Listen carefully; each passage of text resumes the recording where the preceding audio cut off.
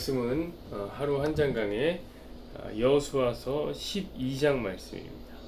12장 여호수아서 12장 말씀, 패배한 왕들의 명단 공개라는 제목으로 우리 함께 말씀을 나누어 보도록 하겠습니다.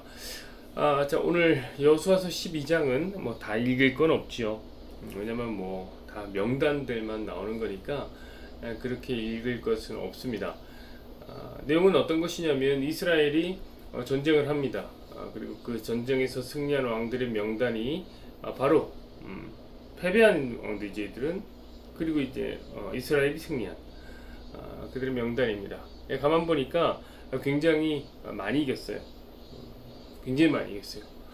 1절부터 6절까지는 어떤 얘기냐면 요단 동편에서 두 왕을 죽인 이야기가 진행되는 겁니다. 1절부터 6절까지 요단 동편에서 모세가 정복한 사람들이죠.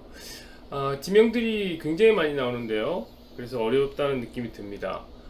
그러나 여러분, 사실 어려울 거 없어요. 그냥 요단강을 중심으로 이스라엘이 이렇게 길쭉하게 생겼는데 요단강도 길쭉하게 생겼어요. 그래서 이제 요단강을 중심으로 해서 그냥 동쪽에 있는 산과 바다와 강들의 명칭이구나, 이렇게 생각하면 됩니다. 예를 들면 서울도 그런 이야기를 하죠. 한강을 중심으로 서울은 한강이 쭉 가르고, 그를 중심으로 위는 강북, 강남, 아래는 강남, 이렇게 나눕니다. 그래서 뭐 예를 들면 남산, 남대문, 동대문, 광화문, 이런 것들은 어디에 있습니까? 광해 북쪽에 있는 지명들이죠. 그렇죠? 그러면 이제 강북에 있는 것 중에서 가장 좋은 곳이 어디입니까? 은평구죠. 은평구입니다. 하나님의 사람 안목사가 사는 데가 아닙니까, 여러분? 반대로 이제 가로수길, 뭐 테헤란로, 예술의 전당, 이런 거 어디 있습니까? 강남에 있죠. 그런 강남에 있는 것 중에서 제일 좋은 곳이 어디입니까? 네, 신도림 대박교회죠.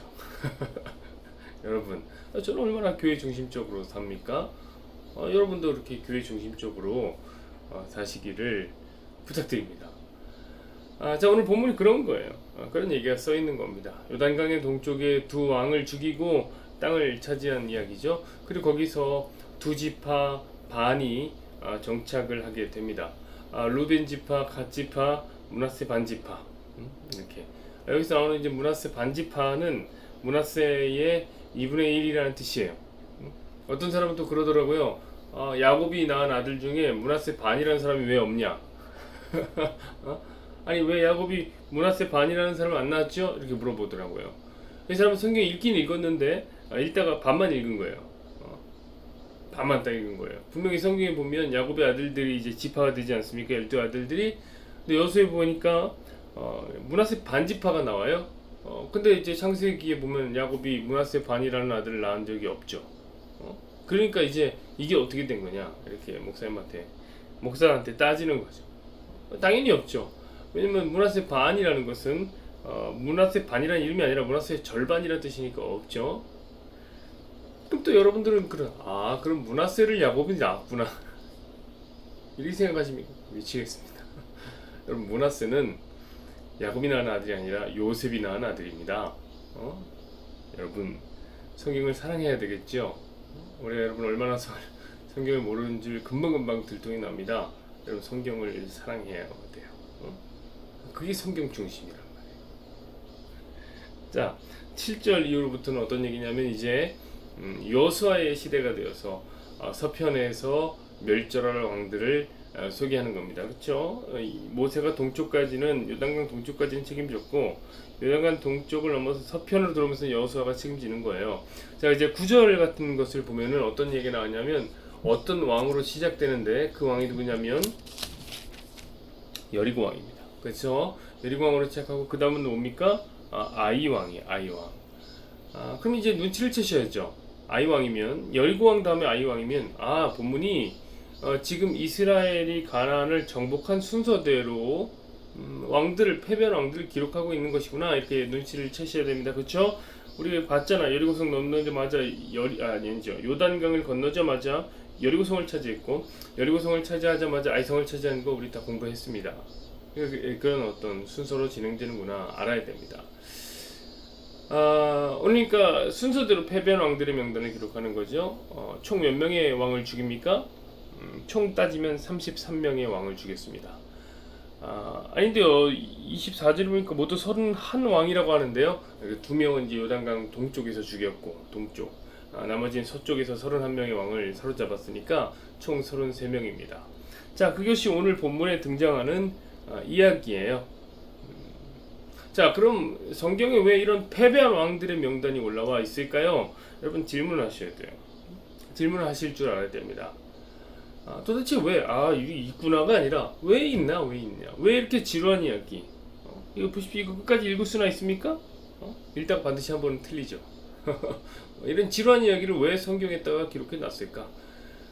자, 오늘 패배한 왕들의 명단이 우리에게 가르쳐주는 그런 교훈 무엇인가? 아침에 배워야 되지 않겠습니까, 여러분? 시간까지 내서 일어나셨는데 저는 세 가지 의미로 이제 좀 접근을 해보겠습니다. 첫 번째, 이 패배한 왕들의 명단 공개, 그것이 우리에게 주는 교훈은 이스라엘의 가나안 정복이 허구가 아니라 소설이 아니라 사실이었음을 보여주는 증거가 됩니다. 자, 우리가 여러분 생각해 보세요. 역사적인 사건을 기록할 때 보면 사건이 일어난 장소, 그 시간, 그리고 이제 관련된 사람들 기록하게 되어 있습니다. 그다음에 이름을 적는 것은 역사 속에 증인을 남기는 매우 중요한 의미란 말이죠. 그런데 이제 왕들의 이름을 남겼다. 이거는 더욱 확실한 증거죠. 그렇죠? 왜냐면 여러분 왕들은 시선을 모으는 사람들이기 때문에 그래요. 시선을 온몸으로 받는 사람들입니다. 자, 왕들은 일거수일투족이 기록이 됩니다. 심지어 왕들은 그 죽음까지도 그 죽음이 뭐가 좋겠어요? 죽음 하나도 안 좋은데 그 죽음까지도 보관을 합니다. 그게 뭐냐면 피라미드고, 그쵸? 그게 이제 종묘 이런 거 아닙니까? 여러분 경주 같은 데 한번 가보세요. 묘지가 있는데 묘지가 저희 집보다 더 좋아요. 그럼 당연히 이름이 어딘가에 남아 있겠죠. 어딘가 꼭 남긴단 말이에요. 그들의 이름을. 하면 평범한 사람들, 그렇죠? 장사미사들, 필부들은 이름 남길 곳이 없어요. 그래서 사람들이 그렇게 이름 남길 원하는지 모르겠지만 평범한 사람들이 이름 남길 수가 없어요. 왕들은 반면에 어딘가에 이름이 반드시 남습니다. 네, 그래서 이들의 이름은, 이 왕들의 이름은 역사적 증거로서 그 의미가 매우 큰 것입니다. 그것이 이스라엘의 가나안 정복에 얼마나 강력한 증거가 되는지 여러분 아십니까? 자, 생각해 보세요. 이스라엘의 가나안 정복은 그 스토리 면에서 매우 굉장합니다. 매우 굉장합니다. 여러분, 여기서 굉장하다는 말은 뭐냐면 너무 엄청나서 믿기가 어려울 정도라는 뜻이죠. 여러분, 출애굽 스토리, 가나안 정복의 스토리, 비판적으로 읽다 보면요, 비판적 읽기로 이게 읽어보면요, 이 믿을 만한 게 없죠. 그렇지 않습니까? 이거 믿어지면 사실 더 이상한 거예요. 이 뭐가 믿어집니까, 이게? 그래서 모두가 고개를 이렇게 갸우뚱할 때, 그러니까 의심의 자리로 우리가 성경을 읽어 나가기 시작할 때, 이 왕들의 이름에 열거 딱 되는 거죠. 그러면 이 명단 공개가 강력한 증거가 되는 것입니다. 이때 이런 왕들이 살았어? 또 때로는 다른 사료들을 펼쳐, 아니 그런 왕들이 있네 진짜. 그럼 사랑하는 여러분, 여러분이 읽고 있는 이 성경은 신화가 아니에요. 거짓말이 아니라 허구 만들어진 게 아닙니다. 역사적인 사실로서 등장하는 것입니다. 자, 두 번째 패배한 왕들의 이 명단 공개가 우리에게 주는 교훈은 무엇입니까? 하나님이 반드시 살아계시다라는 것의 증거를 제시하는 겁니다. 자, 이 명단의 제일 첫 음절이 뭔지 아세요, 여러분? 12장 1절 한번 보세요. 이렇게 써 있습니다. 이스라엘 자손이, 이렇게 되어 있습니다. 여러분, 이스라엘 자손이에요, 이스라엘 자손. 오늘 12장의 패배한 왕들과 대척점에 서 있는 사람들이 누구냐? 바로 이 이스라엘 자손이에요. 여러분, 오늘 본문이 무슨 말을 하는 겁니까? 이 이스라엘 자손이 33명의 왕을 골로 보냈다. 이거 아닙니까? 여러분, 이거는요, 말도 안 되는 얘기예요. 말도 안 돼요. 여러분, 이스라엘 자손이 어떤 집단입니까? 노예로 400년 산 사람들이에요. 이들에게 호전성이 있을까요? 싸우고 싶은 마음이 있을까요? 아니요. 노예 집단이 무슨 호전성이 있습니까?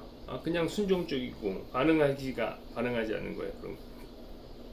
그럼 이들이 전투력이라도 강합니까? 아니 뭐 전투력은 당연히 안 강하겠지만 싸움도 못하겠지만 기본적으로 무기조차도 제대로 갖추어지지 않습니다. 이 이스라엘 백성이 제가 말씀드리지만 철로 만든 검을 소유한 게 그러니까 철기 문명으로 넘어들어서는 게 다윗 왕 때니까 이거 한참 이만큼 넘어가야 돼요. 이거보다 더 넘어갑니다. 한참 넘어갑니다. 다윗 왕 때란 말이에요. 다윗 왕 때. 그러니까 이들이 지금 가진 무기가 형편없어요. 제대로 된 게 없습니다. 근데 여러분 아까 전에 우리 어제도 읽었지만 이 가나안 왕들은 말도 안 되는 게 있어요. 말도 있고 병거도 있습니다. 병거 싸움이 됩니까? 사람과 병거가 싸움이 됩니까? 당연히 안 되죠. 무조건 지는 싸움이에요. 이거는 져야 되는 거예요. 그런데 그 뚜껑을 딱 열어보니까 결과를 열어보니까 이스라엘이 이긴 거예요. 이스라엘이 이겼다. 이 기록이잖아요. 그럼 이게 말이 됩니까?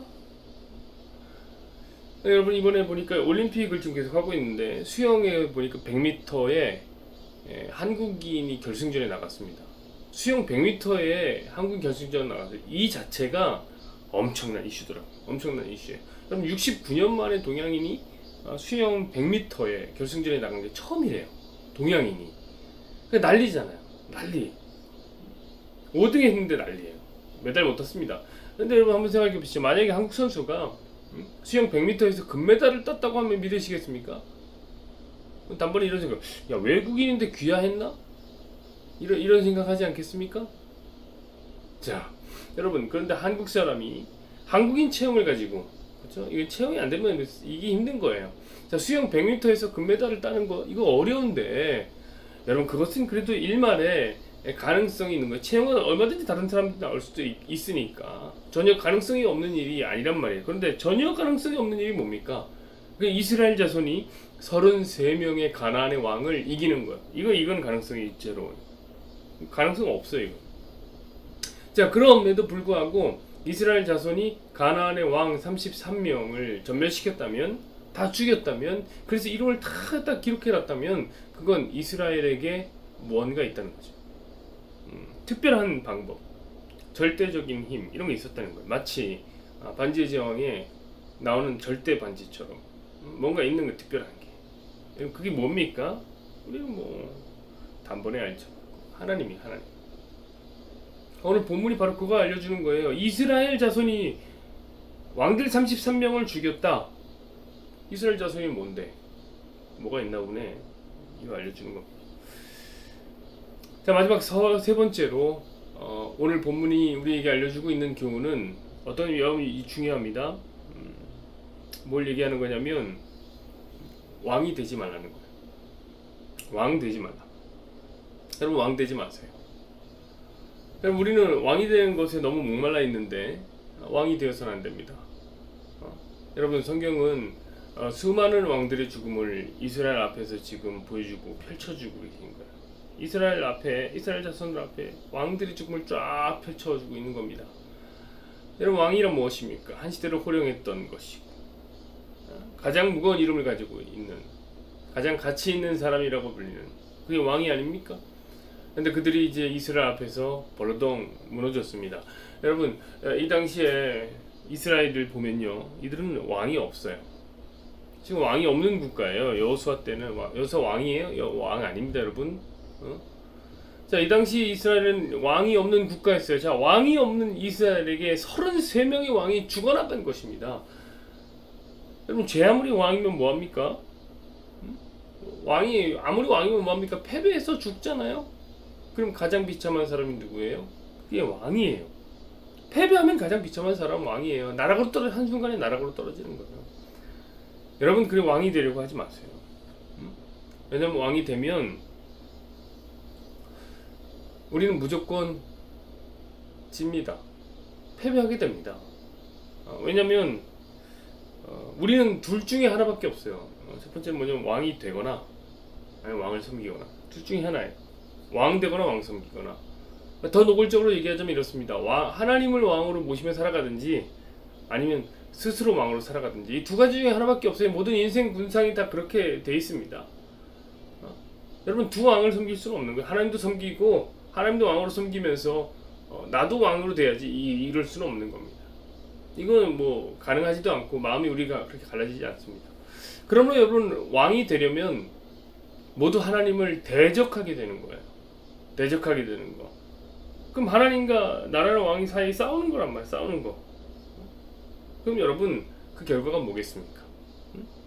하나님 지겠습니까? 하나님 기록되겠습니까? 스스로 왕이 되려는 자, 바로 그 결과가 오늘 12장에 나오는 본문에 나오는 이스라엘의 명단 공개,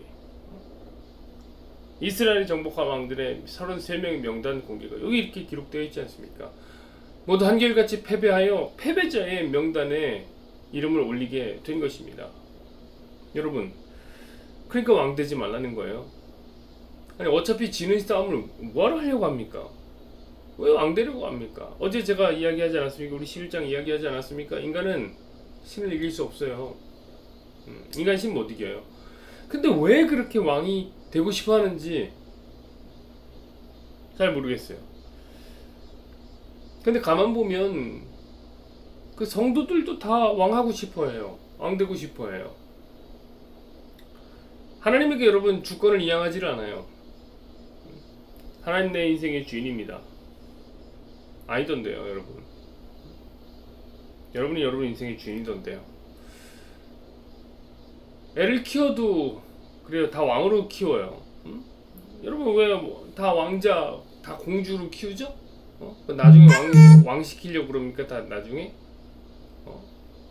물론 여러분 이쁜 건 이해해요. 너무 이뻐서 왕자, 내 공주 이렇게 하는 거 이제 이해가 됩니다. 아주 저도 딱 보니까 그래 아주 이뻐 죽겠어요. 애들이 보니까 알아요. 응? 여러분 그러나 떠받드는 것이 익숙하게 키우면 안 됩니다. 받들어주는 게 익숙하게 키우면 안 돼요. 여러분 섬기는 것에 익숙하게 키워야죠. 하나님께 기도하는 것에 익숙하게 해야죠. 제가 또 이런 말을 하면 어떤 분들은 이런 얘기를 합니다. 꼭 그래요. 제가 아이들에 대한 얘기를 하면 목사님은 자식이 없어서 그래요. 그 자식을 한번 낳아봐야지 이 인생의 쓴맛을 압니다. 그렇습니다. 저는 자식이 없습니다.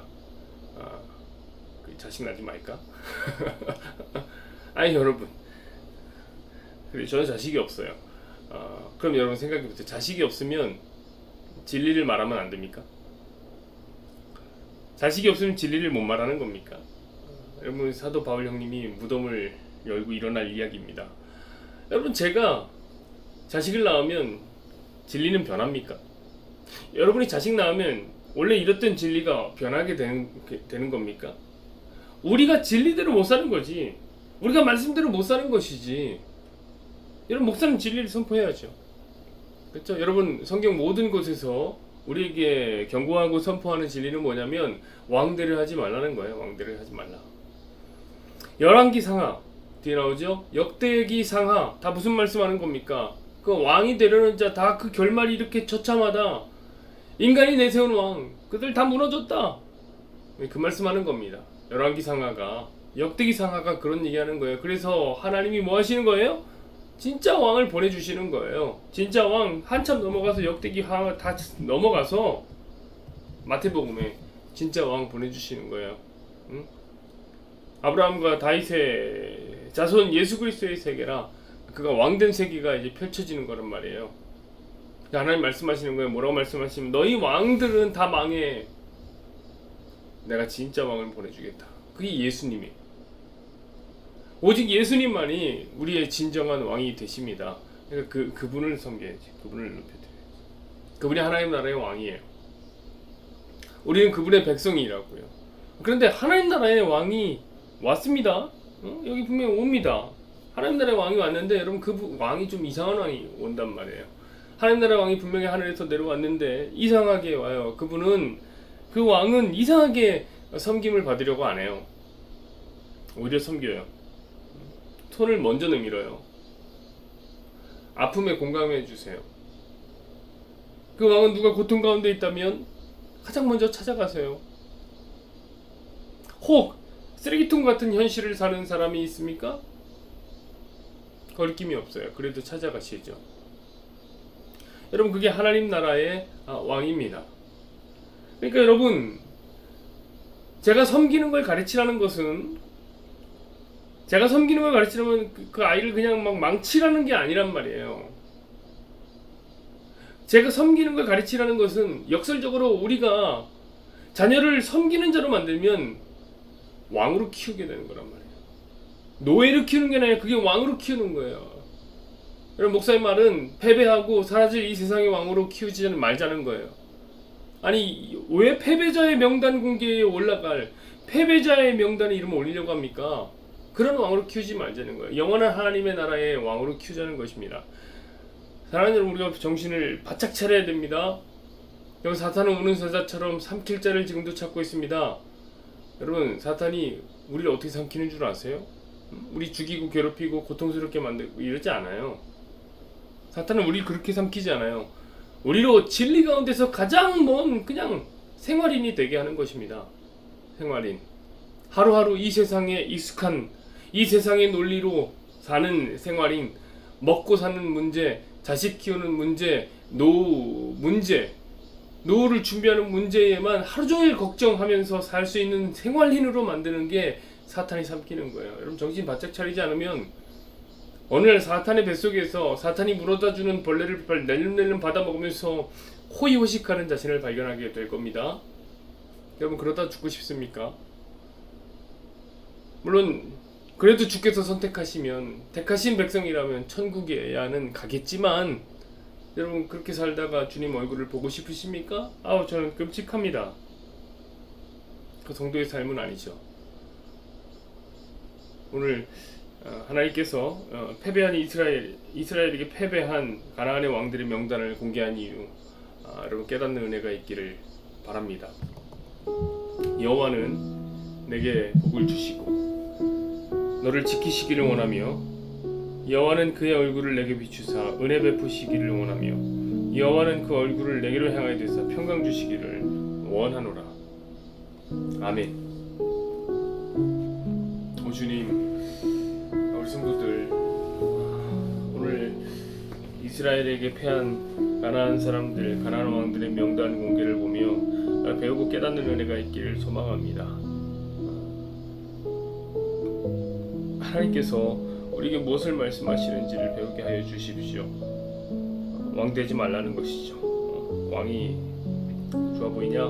기가 막히게 왕이 소망하고 있느냐? 인생에서 가장 난 위치를 차지하고 있는 것 같으냐? 그건 아니라고 하나님 말씀하는 거 아닙니까? 하나님 이스라엘의 왕을 비롯해서 이 세상 왕들 모두가 다 처참하게 그냥 그 말로를 끝냈습니다. 왕은 다 하나님의 대척점에 서 있는 인물이기 때문에 우리가 두 왕을 섬길 수 없다는 것을 하나님 보여주시기 위해서 하나님은 왕들의 인생을 패배자의 명단에 올렸습니다. 그것이 바로 오늘 하나님이 왕들의 명단을 우리에게 보여주신 이유가 아니겠습니까? 다 망하고 다 사라지는 거죠. 어차피 망하고 사라지는 거 왜 왕 되려고 합니까? 우리가 스스로 왕 되려고 하면 반드시 하나님 대척점에 서는데 하나님과 싸우게 되는 것인데 하나님과 싸워서 이길 사람이 어디 있겠습니까? 다 질 것 뻔한데 질 것 뻔하면서도 그런 일을 하고 있다면 정신을 바짝 차리고 돌아오게 해주십시오. 우리가 이 세상 살면서 사탄에 의해서 정복당하기 쉽습니다. 사탄은 우리를 넘어뜨리고 우리에게 하나님 나라를 빼앗아가는데 그걸 고통스럽게 빼앗는 것도 아니고 절망하거나 어렵게 빼앗는 게 아니라 하나님 사탄이 우리를 삼키는 방법은 그냥 단순한 생활인이 되게 하는 것이죠. 이 세상에 익숙한 모양 그대로 이 세상 걱정, 이 세상 근심 그것 하면서 평생 살다 가면 그게 사탄이 삼켜진 채로 산 존재 아니겠습니까? 평생 사탄의 뱃속에서 사탄이 물어다주는 벌레 먹으면서 호의호식하는 인생, 하나님 그런 인생을 성도들이 살고 싶습니까? 그런 게 꿈이라면 진짜 이상한 꿈입니다. 하나님 그러다 죽으면 주님은 어떻게 봅니까? 어떤 낯짝으로 주님을 본단 말입니까? 하나님 정신을 바짝 차리고 우리 성도들 왕이 되려고 하지 않고 오히려 섬기고 하나님 하나님 섬기는 삶, 하나님께 주권 이양하는 삶, 그런 삶을 우리 성도들 살 수 있게 은혜를 베풀어 주십시오.